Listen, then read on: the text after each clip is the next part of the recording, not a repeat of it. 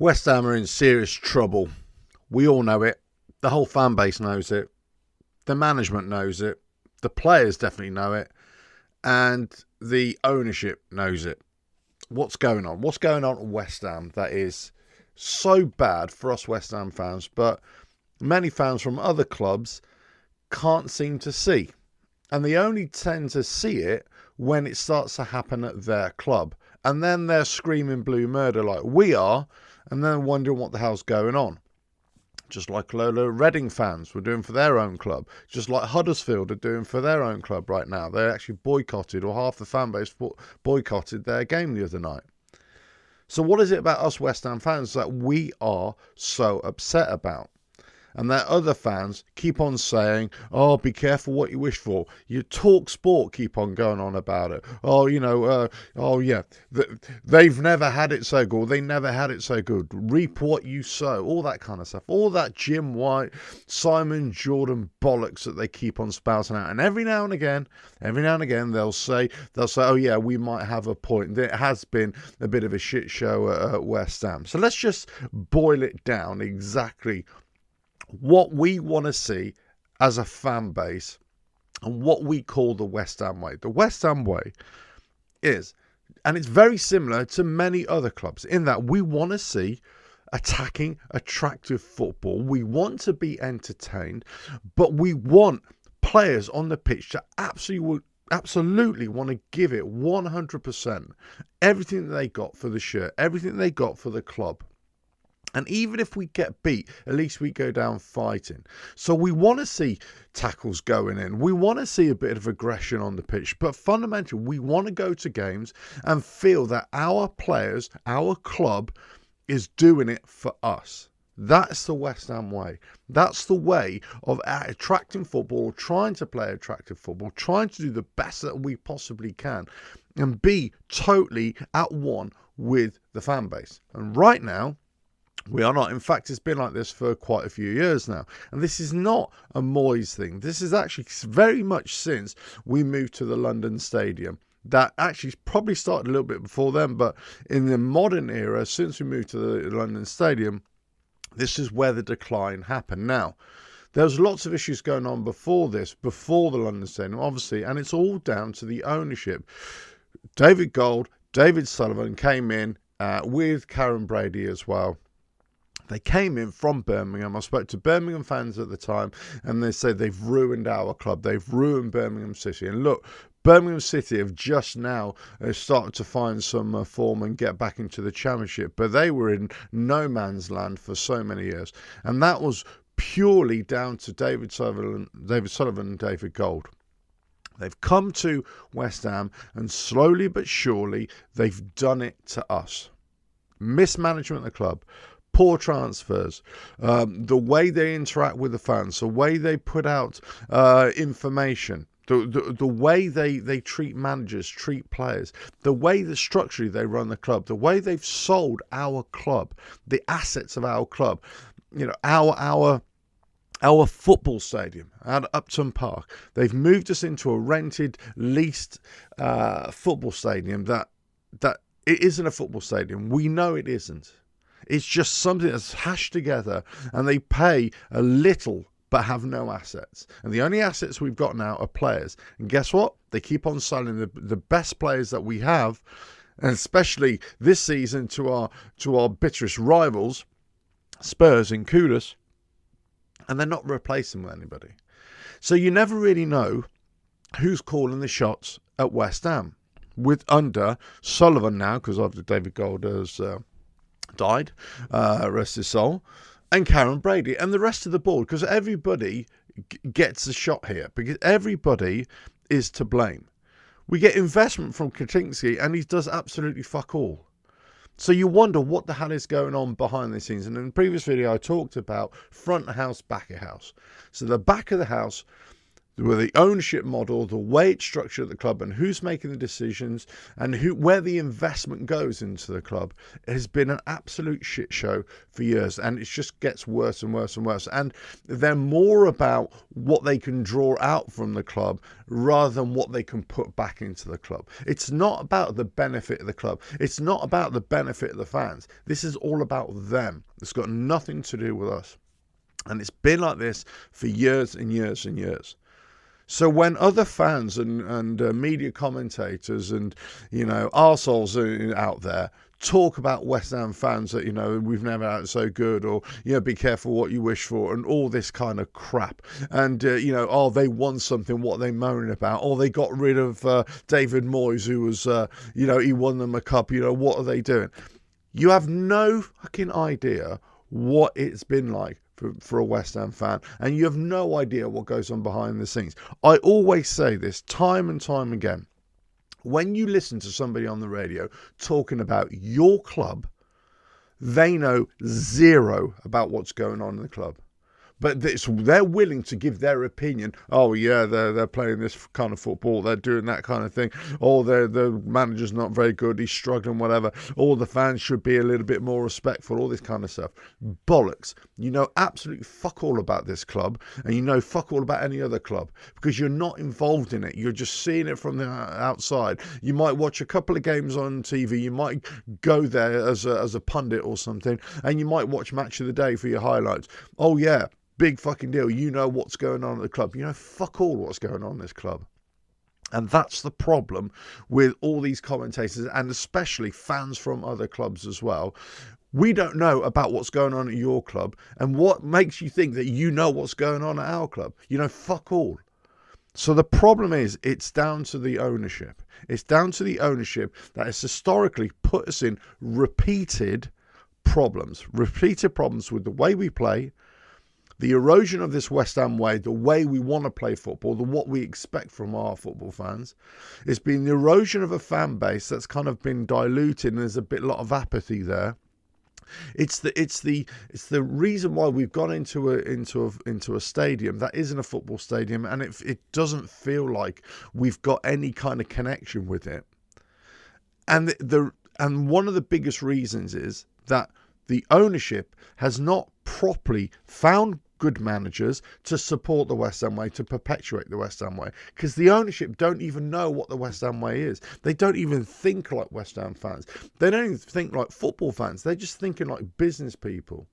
Now, on one hand, that's not a bad thing to act like business people, but you've got to think, what business are you in? And the business you're in is in football and football club. So that there's an extra dynamic, a massive dynamic, the most influential dynamic, which is the relationship between the football fans.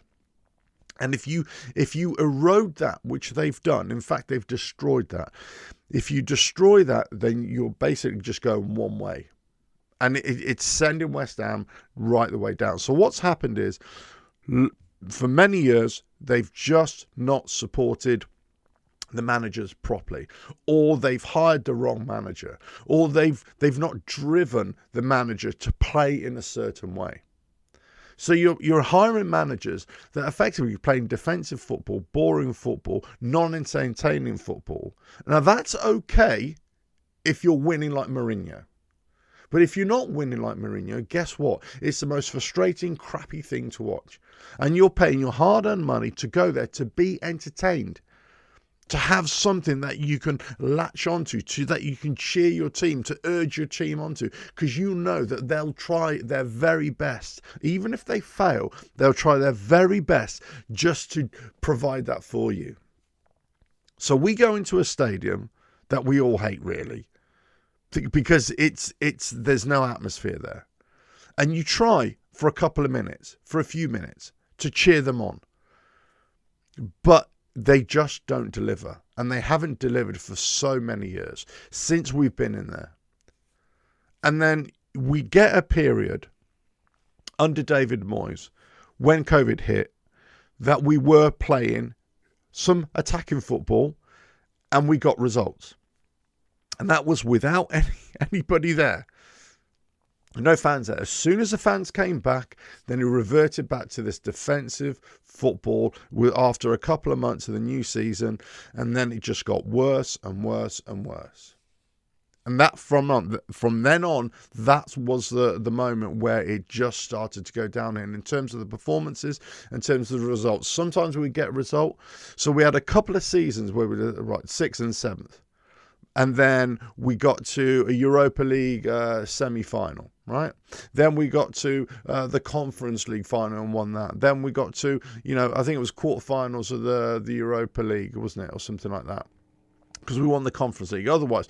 But during that time, our performances on the pitch in the league were terrible.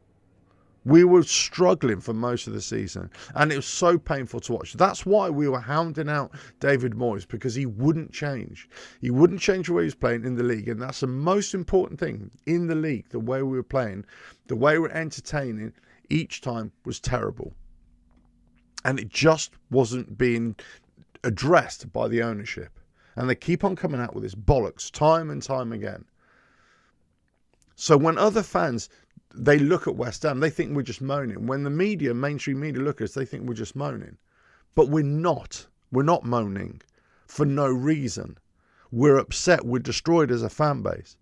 So then you get divisions within the fan base. Some people have different points of view. Other people thought we should have stuck with Moyes. Other people think, we should never got rid of him. Other people thought, well, give him a chance.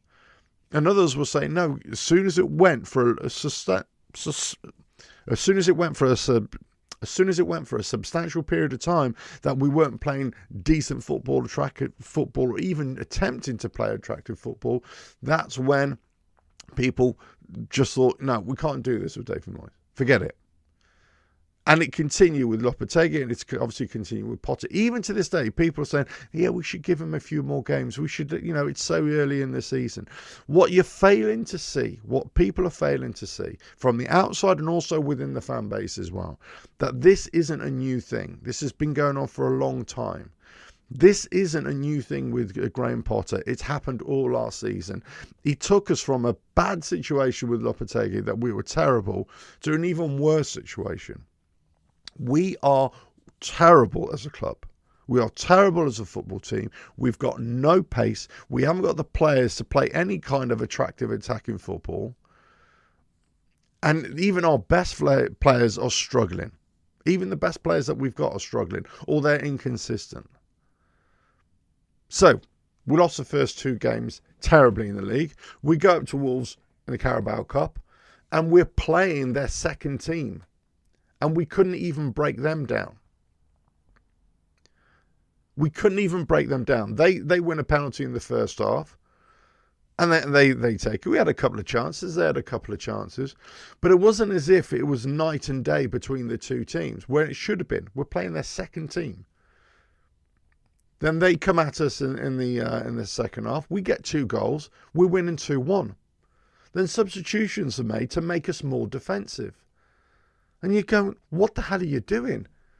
Why should we be... Now, this is not a back-of-house problem now in terms of the ownership. This is now, the here and now. This is game to game. This is Graham Potter. He's making these decisions. And it's these players who are failing to take any ownership of the situation upon themselves. Or they're just so blinkered by the way they've been instructed to play that they can't play any other way. So they come at us again. They put on some of their better players, their first team players, Trent Larson, for example. Guess what? He scores 2 goals. Our defending is terrible. Our midfield is terrible. It's got no legs. But this is nothing new. We as fans, we could have told you this a couple of years ago.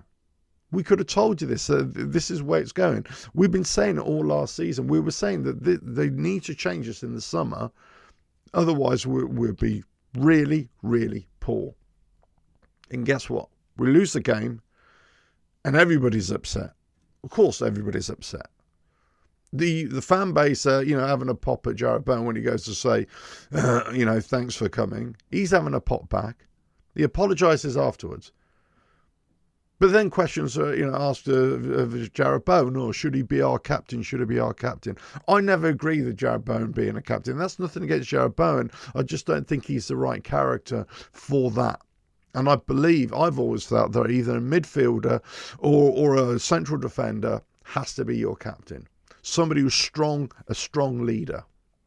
Somebody who's right in the middle of it, right in the thick of it, who can see everything and he can gather everybody. I don't believe a goalkeeper should be a captain, although there is an argument for it, but I don't agree with it. No, I certainly don't think that a striker should be a captain because they're too far up the pitch. You need somebody in the middle. And when you look in the middle, we don't have strong players. We don't have strong leaders. So what does this come back to? This comes back to repeated years after years of mismanagement of the club, of buying the wrong players, of appointing the wrong managers who play the wrong style of football. And it's not about crappy football, boring football now. It's also about football that is completely failing against any opposition. We are facing possibly the worst time in our recent history in terms of the way we play and the connection with the fan base that is so disillusioned, so upset, so out of sorts that you wonder where it's going to go. We've got Forest away the weekend. Can we see anything but a loss there? Then we got Spurs when we come back from the international break.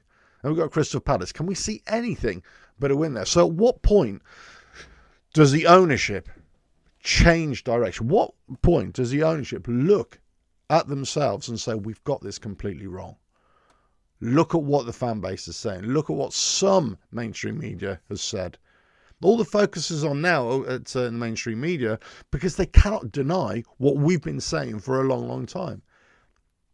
If we'd drawn a game or narrowly lost a game, but still playing really terrible football, they would still be on this. Oh, what are West Ham fans talking about? They know nothing. Oh, look, they got a draw. They just lost 1-0. It's too early for all that. But it doesn't make a difference. The point is that the performances and the way we play has been terrible. And now, because we've had heavy defeats, now the mainstream media, all of a sudden, they've woken up a little bit and they're asking questions. Whereas before, they would never entertain it. We've made this for ourselves. Or the ownership has made it for ourselves. They've done this to us. And the managers that we've had have failed to deliver time and time again, especially in the league. And I'm ignoring what David Moyes fantastically did in Europe for us for a couple of seasons. 3 seasons we had decent runs. And 1 season we went up all the way to the Conference League and won it. But let's face it, apart from Fiorentina in the final, we didn't really play great opposition. Let's face it, let's be honest now. In Europa League, yeah, we played some decent teams, but only until we got to the quarterfinals, and then Frankfurt in the semi-finals, where they done us over. They were a decent team, but apart from that, Conference League teams usually are not that good, and West Ham were just a little bit better than them, so we won it. Great, Chelsea won it last season. They walked it. So, just because we've won something in Europe, it doesn't make us a force to be reckoned with. It doesn't mean that everything's great at West Ham, because fundamentally it's a broken club, and we got fans that are so disillusioned, and many have walked away. We know that many have walked away. Many of think, what the hell? Why do we have to go and support a club or spend our money to put it in the pockets of the players, of the manager, and also the ownership that just don't even try and deliver anything back to us, don't even try and give it back to us. Now, some players do, and I will come to the defence of Jared Bowen, because I think he's probably one of our players who does.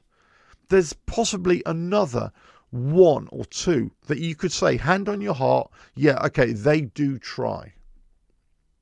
But how is it that we got a team that's played 2 games in the league, and let's just focus on the league right now, and they've hardly put up any fight? They've hardly gone in with any challenges. If you look at the Liverpool versus Newcastle game the other night, Liverpool won 3-2, right? But what were the players doing? They were going in for tackles. They were trying, Gordon gets sent off, right? Now, you could say, okay, what'd you do that for? You've let your side down. You let your club down because you've got sent off. Now you're a man down, right?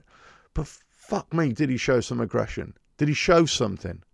No, bad tackle, not condoning what he did. Of course I'm not. But what I'm saying is he showed the aggression. He showed the desire to get in there.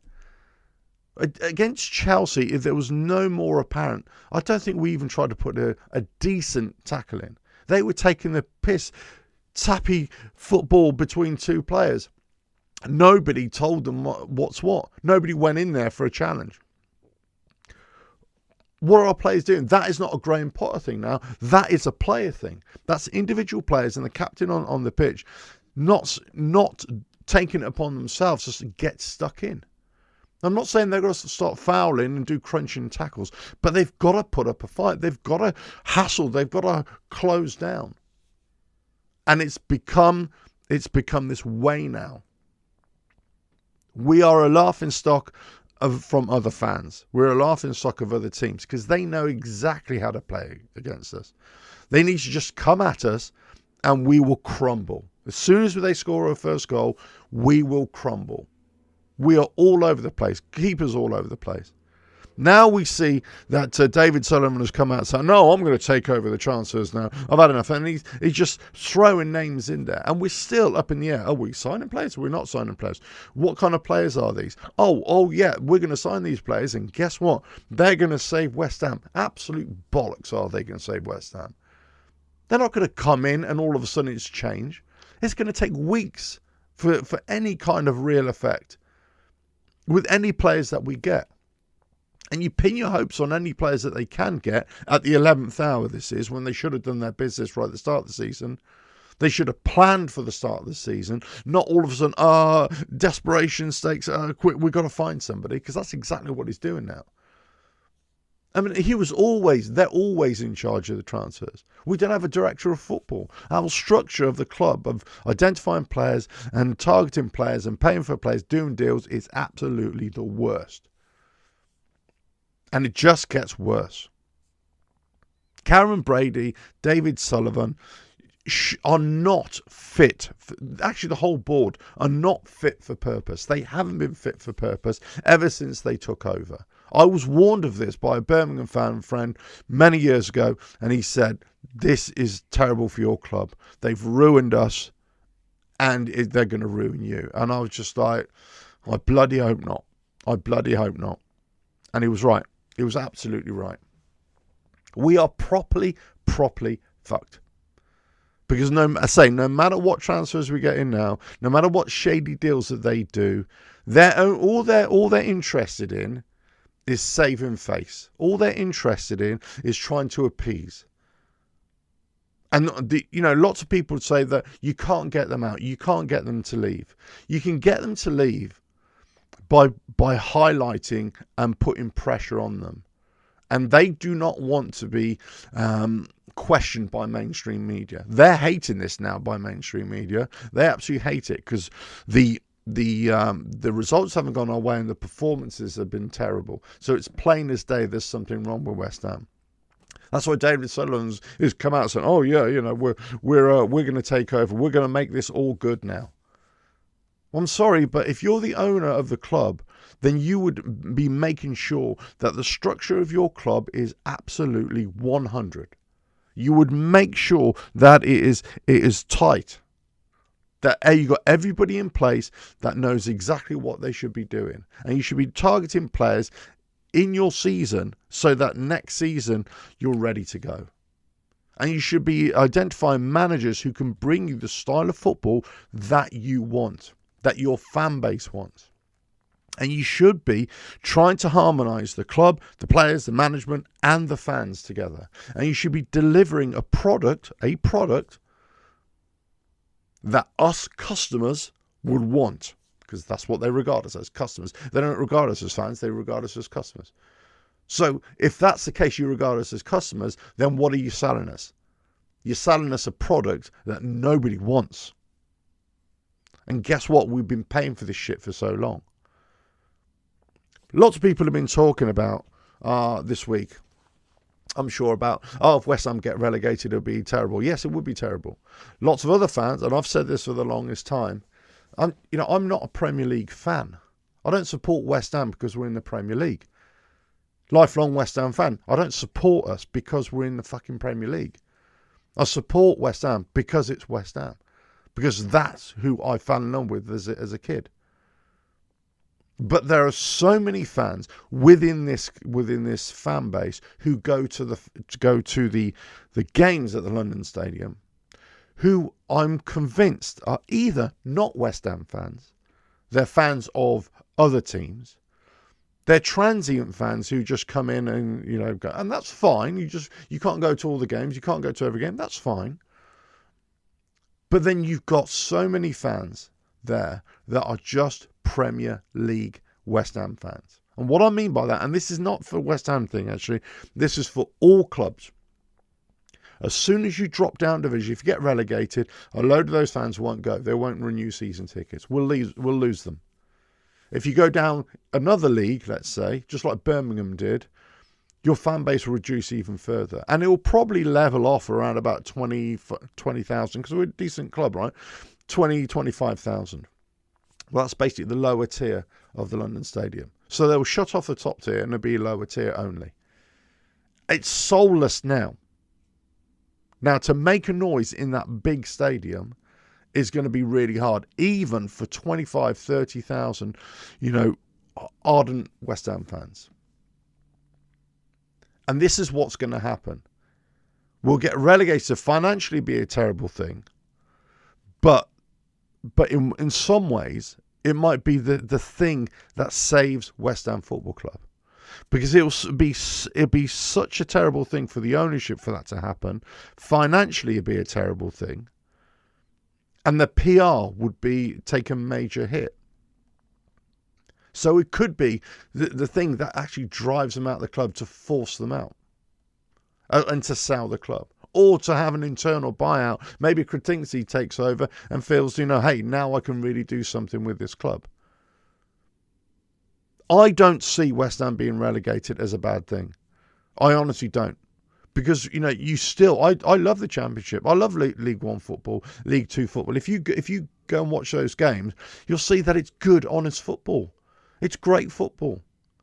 So from a fan's point of view, from that reconnection point of view, because remember, I'm saying I am not a Premier League West Ham fan. I am a West Ham fan through and through. So it doesn't matter to me where we are. I want us to be in the Premier League. I want us to deliver. But if we can't deliver, if we're not good enough, then we shouldn't be here. So if we're in the Championship, then guess what? It would solve a lot of problems. It would cure a lot of problems at the stadium with the fan base. It would cure a lot of problems with, the way we interact with the club, with the players that we've got that really don't really want to run for us, who can't run, who won't run. We got no speed in the club. And, we got managers, probably we get a different manager who wants to play some good, honest football. And we'll have an ownership that thinks, well, maybe it's time to sell. This is the worst time in West Ham history that I can think of in the last 30 years. That it's just got worse and worse and worse. We've got Potter, our manager, who's completely shot away. We've got players that are just not delivering and they don't know how to deliver. They've got no speed, can't defend, can't progress, can't get the ball up front, can't put a ball in the back of the net. We got keepers that are just terrible, and we got an ownership who just undermine players and undermine the manager all the time. And now we're looking to buy the new players and more goalkeepers. It's just a farce, absolute farce. I said in a previous video, look, if you really want to get to grips of what's going on with West Ham, it starts primarily with the ownership. And it's been the erosion of the identity of a club, of a fan base, and certainly the brand of football, and it's been the total mismanagement of a club for years and years and years. That's the root of it. If you want to see change at a club, you've got to put pressure on the club. And you can do that in lots of different ways. Some fans have already done it. They haven't renewed their season ticket, right? Other fans are coming out on social media. Other fans, there could be a protest march being organised very soon. You got the likes of Claret and Booze, who've been harping on about this for months, right? about signing a petition. That petition is starting to gain a little bit of traction now. And I'll keep on putting the link below and in the description of this as well. Just to get these people out of our club. David Sullivan, Karen Brady, and for all I care, the whole fucking board can get out there. Just sign the petition. Now, lots of people say it doesn't do anything. I was always one of those people. This is kind of crap. Marches don't do anything. But it adds fuel to the bad PR. And that's what we've got to focus on. It's the bad PR that forces them either to do a complete change in the way they operate, in the way they interact with us, which is not going to happen, right? Or it forces them to think, you know what, I've had enough of this, or we're just going to go. And that's what we're all hoping for. We're all hoping for. Now, people would say, be careful what you wish for. Be careful what you wish for. Yeah, well, of course we've got to be careful what we wish for. Of course, because we have no idea what a new manager is, what a new player will be, what a new owner will be. But you've always got to be hopeful. You've got to aspire to the next thing. You've got to aspire to be better. That's life. You always want to be doing better. You always want to achieve more. And certainly if you're at rock bottom, certainly if things are not going well, you've got to dream to be better, to do better, that things will get better. And this is not aimless hope. This is targeted hope. They've got to have a plan to take us forward. And there is no plan. There is no roadmap to a better time here. Under this management, under this ownership, it just doesn't happen. So signing the petition adds fuel to that PR campaign that's going to put them in a negative light, that's going to make them want to sell the club. And we can only hope that we get bought out by an ownership, by any kind of team that can see what we've been saying for a long time, that will want to engage with the fan base and say, look, we're in a shit state right now. We're going to have to do like this, and get fans on board. And slowly but surely bring us back. Because this repair job on this club is not going to be an overnight thing. I don't care what anybody says, what any other fan base says, what anybody from the media says, and I actually don't care what any other West Ham fan thinks, or West Ham channel fan thinks, or whatever West Ham podcast says, because I don't really watch them, in all fairness, that much. I watch a few, yeah, granted, but I don't watch them religiously. So these are always my own thoughts. But there's no magic pill here that overnight everything's going to happen. We change manager. Oh, yeah, it's going to be brilliant. Well, it might improve, but fundamentally we still got the same problems. Oh, we get a new player in. Oh, no, yeah, it's that's going to solve everything. No, it won't. It won't solve anything at all. Because if there was the way we're still playing, and that kind of that viral apathy that goes through a club, goes through a squad is still there, and especially that we've had bad results and bad performances, that drops everybody's heads down, and there's a gloom that descends all over the whole club. And even if we get new ownership, you can't expect, okay, all of a sudden, things are going to change now. Because things take time to change. It's very easy to see a slow erosion of a club. And guess what? It will be a slow rebuild as well. It's not an overnight disaster, and it's not an overnight cure. It'll take a long time. And I'm thinking this could be 10 years. Even if we had ownership change today, this could be a 10-year change, unless we get something like a Saudi ownership or something like that, right? But even then, we're going to be hampered with PSR, right? So again, we're going to be hampered in what we can do over the next few years. They need to think big. These players that they're going to try and get in now to save Graham Potter, to even buy players that maybe the next manager want to put in or want to come to us. They've got to be thinking of what kind of football do we want to play? What kind of football do the fans want to see? What's going to bring us some kind of success? If it's boring, crappy football that we're going to get beat and beat badly all the time with crap, apathetic football, then what's the fucking point? What is the point?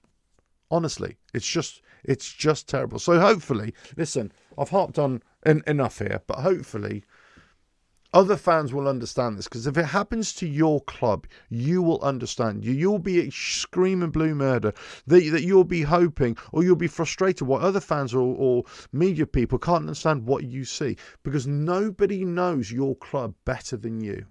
That's the point. Nobody knows. I can't comment what's going on in other clubs, but I can see if the football's crap, right? But I can't really see what the cause of it is, because I don't know your club. And when you come screaming to us, oh, we're a terrible club, we're rubbish, I'll say, well, you might be, but I just don't know. I'm not going to be one of those people who says, yeah, be careful what you wish for. Oh, yeah, I'm not, because I don't know your club. I don't know what goes on. So I don't know what gives anybody else a front to think that they know our club or what's going on. And certainly people in the media, who always they're paid to give an opinion, and it's usually a bullshit opinion. They know fuck all about what's going on. In fact, a lot of the time, they don't even know fuck all about the sport they've been involved with for bloody half their lives. It can get you so angry, and it gets so angry about this. Right now, West Ham are in the crosshairs of everybody. And no more so than in the West Ham fan channels, right? I get it. But fundamentally, we know that this is a systemic problem, and it's manifesting itself right on the pitch. And there's no other reason for this. It's been many years of mismanagement of this club, poor ownership, poor management choices, poor player choices that have usually failed. They haven't been great. And we've just got from bad to worse.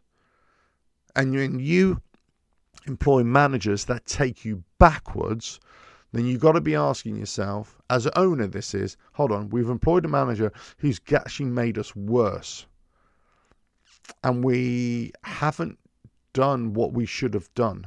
Collectively here, as a business, as a club, whatever you want to call us, we haven't done what we were supposed to do. We haven't stabilised the ship. We haven't actually moved on. We haven't sort of crept forward either. We've basically gone a long way backwards.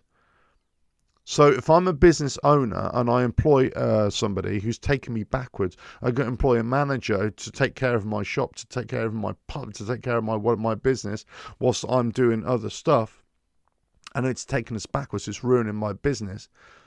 Guess what? I'm going to change something. I'm going to change something bloody quick. And this failure to act, this failure to do something by them is criminal. And it's criminal because they can't even see it themselves. They don't even see it. They don't even know what's going on in our club. And they're the one who's supposed to be in charge of our club. It's a disgrace. It's an absolute disgrace. It's an absolute farce. And, it's no surprise that we got beat at Wolves. It's no surprise that Chelsea spanked us. It's no surprise we went up to Sullivan on the first day of the season and got beat 3-0. It's no surprises anymore. Because if you've been looking at it like I've been looking at it for years and years and years, it's been coming. It's been there. It's been there the whole time. I used to do some work for other channels as well. And I used to do regular, moaning shows, grumble shows. Because I could always see it. I could always see the problems that we've got in the way we play football, the way we have our management, the way we're going to a new stadium that nobody really thought that it was going to be as bad as it was. But I was always one of those strong believers that we should never have moved. We should just redevelop what we've got. You get introduced to social media, and then you think, oh, maybe I have a voice. And the more people that get onto YouTube channels and talk about this, the more that people get into mainstream media as well and talk about this, the more that they cannot ignore us. That's the whole point. Fan power can be a real force here. And it changes the narrative. It changes the way people think. And the more people that understand this, the better. But because we've been decimated as a club, because also we've been decimated as a bit of a fan base, because so many fans go to London Stadium that are either not West Ham fans or they're just Premier League fans, or they're so disillusioned with the way we play that they either left or they're just they just think, what the hell's going on here? And they're apathetic. They think, ugh. Or they leave after 30 minutes, which I don't blame them now. I don't blame them. I don't, because I'm so pissed off that I want to hold them to account. But I can see why people leave. You've never, fans say you've never had it so good. Or you be careful what you wish for. All I say to that is fuck right off. Fuck right off. You have no fucking idea what's going on in this club. We've been destroyed as a club. And also, all I can say is sign this petition. Get on with Claret and Booze, who've basically led the line on this. Get on with other channels that are doing this as well. I don't expect you to follow me. I don't expect you to even watch this video. But if you do, great. And if you want to keep on watching the stuff that I talk about, because it's sports, general sports in this channel. West Ham, a lot of football in general, boxing. That's what I kind of talk about. But right now, as I say, the target, the crosshairs, the target is on our back. And this is the biggest story in football. Well, for us, of course. I'm sure other teams have their own, of course. I'm not that naive, right? But for us, this is the biggest time. And we've got to have change. If we don't have change, we're definitely going down. I said it right at the very start. I heard somebody the other day said I wasn't impressed with the pre-season. Yeah, I wasn't either. I just thought, well, actually, this is a load of bollocks. Why are we saying we're doing well when we're not doing well at all? That's shit football. You could still see the holes in our game. And as soon as you have live opponents, guess what? They're going to teach us a lesson. And guess what? They have. You got to have change straight away. If we don't get rid of Potter as the first step, then we're just going to we need somebody in there right now that's front of house is going to try and stop the gap, stop something, and give us aggressive football and tell our players to put in a fucking challenge.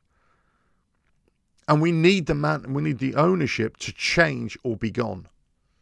And preferably, because they're never going to change. They haven't changed ever since we've been here. So guess what? Get gone. Sign that petition. Get them out. Get rid of anybody else in this club that doesn't want to be with us 100%. And if that means that we go down, we go down. If that means that half the fan base leave and don't go to the football, well, guess what? So what? At least you'll have half a stadium in there that are true West Ham, that want to support the club as West Ham and not West Ham in the Premier League. That's it. Catch you again. Bye now.